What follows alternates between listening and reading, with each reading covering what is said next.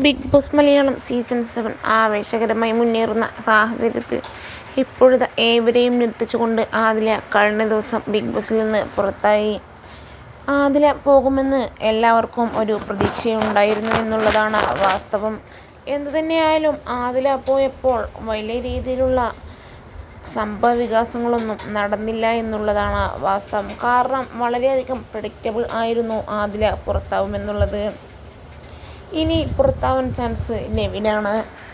എന്തായാലും ആദില പുറത്തായതോടുകൂടി ആദിലയുടെ പുറത്തിറങ്ങിയ ആദ്യ പ്രതികരണമാണ് ഇതിനോടകം തന്നെ സോഷ്യൽ മീഡിയയിൽ വലിയ രീതിയിൽ വൈറലായി മാറുന്നത്. അവിടെ അഭിനയ റാണി എന്ന് ആരാണെന്ന് ചോദിച്ചപ്പോൾ ആദിലയുടെ മറുപടി അത് അനിമോളാണ് എന്നായിരുന്നു. കരച്ചിൽ റാണിയും അനിമോളാണ് എന്നാണ് ഒരു മടിയും കൂടാതെ ആദില തുറന്നടിച്ചത്. എന്തായാലും വളരെയധികം ഫ്രണ്ട്സായിരുന്ന ആദിലയുടെ ഭാഗത്തു നിന്ന് അനുമോൾക്ക് നേരെ ഇങ്ങനെയൊരു പ്രസ്താവന ആരും തന്നെ പ്രതീക്ഷിച്ചില്ല എന്നുള്ളതാണ് വാസ്തവം.